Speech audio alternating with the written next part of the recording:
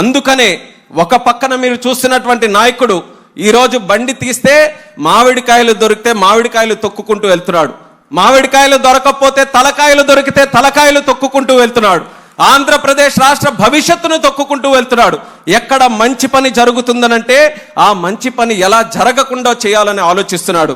మరొక పక్కన మనకున్నటువంటి నాయకత్వం అందరినీ కూడా కలుపుకొని తీసుకొని వెళ్తూ ఆంధ్రప్రదేశ్ రాష్ట్రమే కాదు, తెలుగు వాళ్ళు ఎక్కడ ఉన్నా, ప్రపంచంలో ఏ మూల ఉన్నా సరే అందరికీ కూడా మన ప్రభుత్వం సహకరిస్తూ ముందుకు నడిపించాలని ఒక గొప్ప ఆలోచనతో చేస్తున్నటువంటి ఈ కార్యక్రమం నిరంతరం కూడా కొనసాగాలి.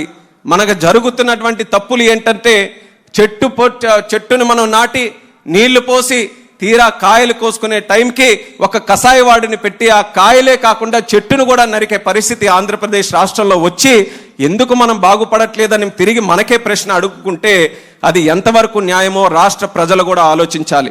ఇంత గొప్ప నాయకత్వం దేవుడిచ్చిన వరం, ఇంత గొప్ప ప్రభుత్వం దేవుడు ఇచ్చినటువంటి ఒక అవకాశం, ఆ అవకాశాన్ని పూర్తి శాతం మనం సద్వినియోగం చేసుకొని దేశంలోనే కాదు ప్రపంచంలోనే ఒక ఉన్నతమైనటువంటి ప్రాంతంగా ఆంధ్రప్రదేశ్ రాష్ట్రాన్ని తీర్చిదిద్దడానికి మన తెలుగు ప్రజలు, రాష్ట్ర ప్రజలు అందరూ కూడా కలిసికట్టుగా ముందుకు రావాలని ఈ సభాముఖంగా కోరుకుంటూ గడ్కరీ గారికి ప్రత్యేకమైనటువంటి ధన్యవాదాలు కూడా ఈ సందర్భంగా తెలియజేస్తున్నాను.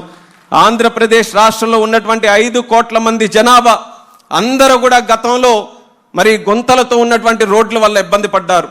కేవలం ఇబ్బంది అంటే ఒక ప్రాంతం నుంచి ఇంకో ప్రాంతంకి వెళ్ళడానికే కాదు, ఒక రోడ్డు బాగుంటేనే ఒక విద్యార్థి స్కూల్కి చక్కగా వెళ్ళగలడు, రోడ్డు బాగుంటే వ్యాపారస్తుడు చక్కగా వ్యాపారం చేసుకోగలడు, రోడ్డు బాగుంటే ఒక అంబులెన్స్లో ఉండేటటువంటి వ్యక్తి కూడా హాస్పిటల్కి సరైన సమయానికి వెళ్ళగలడు.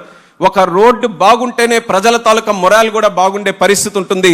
అది 5 సంవత్సరాలు దెబ్బతిన్న తర్వాత యుద్ధ ప్రాతిపదికన రోడ్డు ప్రాజెక్ట్స్ అన్ని కూడా మన రాష్ట్రంలో మనం తీసుకొని ఇప్పుడే రివ్యూ మీటింగ్ కూడా పెడితే 28 ప్రాజెక్టులు, 28 ప్రాజెక్టులకి తాలూకా ఖర్చు 83,000 కోట్లు.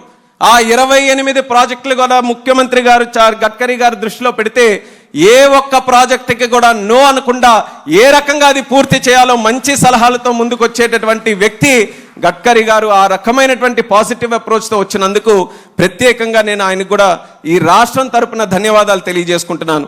మీ అందరికీ కూడా తెలుసు, P4 ప్రోగ్రామ్ని మన చంద్రబాబు నాయుడు గారు ఒక ఇన్స్పిరేషనల్ ప్రోగ్రామ్గా తయారు చేశారు.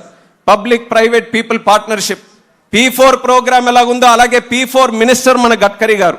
P4 అనంటే పాజిటివ్ మినిస్టర్, ప్రోయాక్టివ్ మినిస్టర్, అలాగే మనకందరికీ కూడా ప్రాక్టికల్ అప్రోచ్తో నడిచే మినిస్టర్.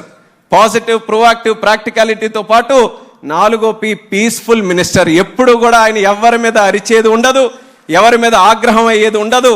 కేవలం వాళ్ళ పార్టీ అనో లేకపోతే వాళ్ళకి చెందినటువంటి నాయకులనే కాదు, ప్రతిపక్షం వాడు వచ్చినా సరే వాడిని గౌరవించుకొని ఆ విషయం ఏంటో తెలిసి ఆ విషయం నేను ఎలా పరిష్కరించగలనని ఆలోచించేటటువంటి మంత్రి మన నితిన్ గడ్కరీ గారు అన్నది మరొకసారి గర్వంగా ఈ సందర్భంగా తెలియజేస్తున్నాను.